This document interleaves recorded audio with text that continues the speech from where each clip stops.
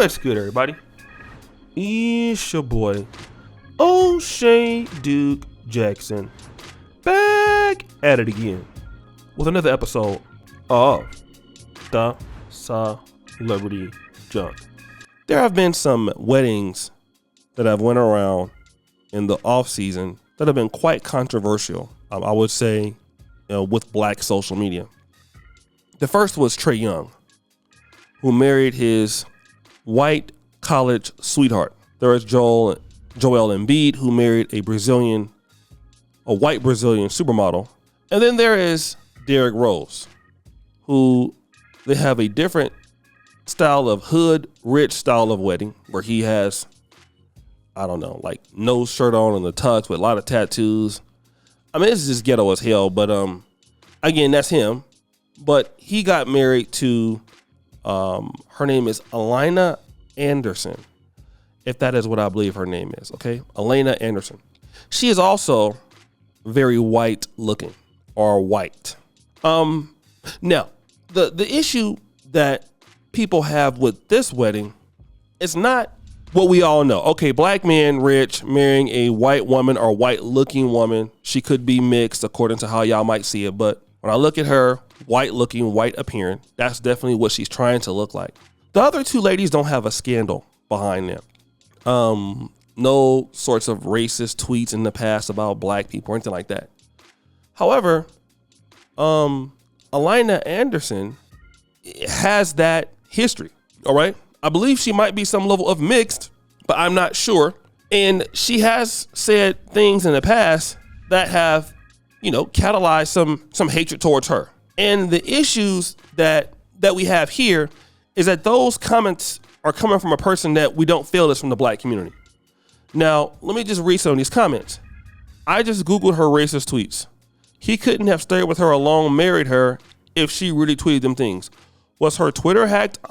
I'm confusion. Maybe she meant to say I'm confused. This other person says, and we didn't forget her comments about black women. No love for colorists. It says he didn't get the ring that he needs, but got the ring that he deserves. Another person goes, do famous, well-known black men not like black women anymore? Chaka Bars goes, is she white? And then you hear it here. Lord, she gonna take him for everything he got. Curvy Carnivalista says she's a colorist. People seem to forget about her disgusting comments about dark-skinned women. After those tweets, this will never sit right with me. All right, let's talk about that, okay? There are some brothers out here who love black women. I'm one of them. We have some other brothers out there who clearly don't. Now, I've never heard Derrick Rose say anything about black women, but obviously he knows. There's no way he doesn't know about the tweets that she had before they met, and he doesn't care. Here's something that a lot of people got to understand in the black community.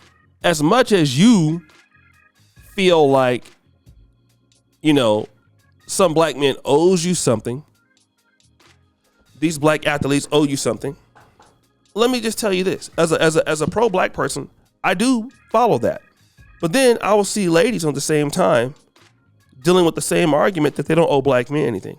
They don't owe black men any loyalty, and they can do whatever they want. And the reality is, when you get these super successful guys, or guys that these ladies feel that are attractive, and these men go out here and they get these ladies who are racially ambiguous, or the women are not dark skinned, and to be fair, he isn't either.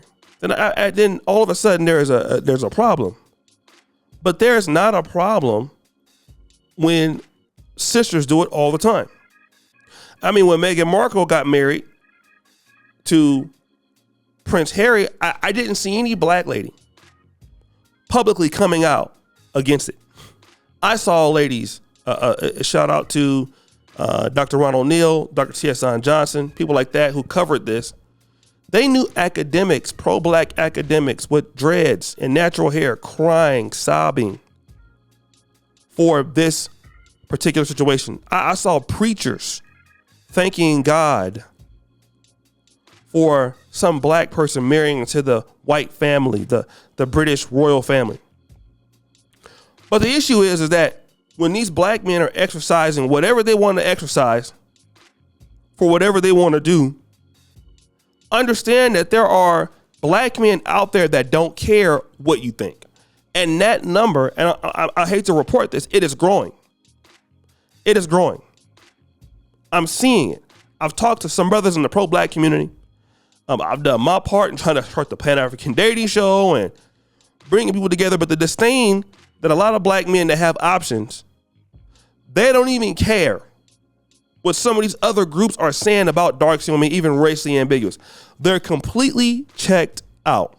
And while they should be held accountable for the insensitive things that she said about black women, and that should have been addressed, he should have come out and apologized for that, which he didn't. The reality is that they don't care.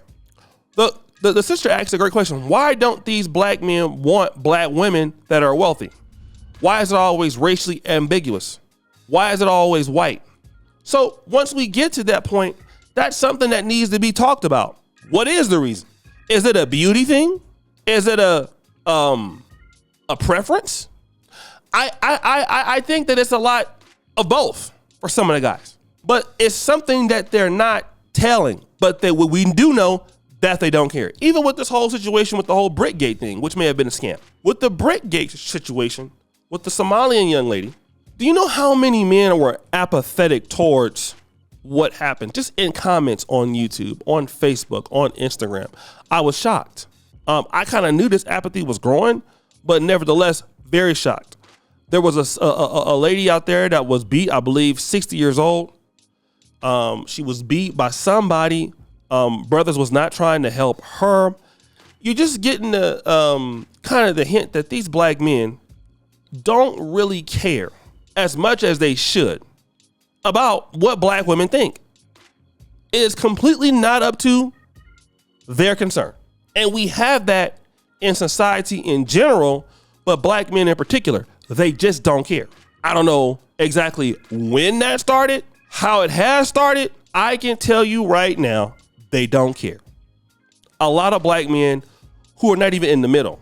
They're just, we have a lot of black men who are just on abandon the black community mission completely. I'm going on about my life.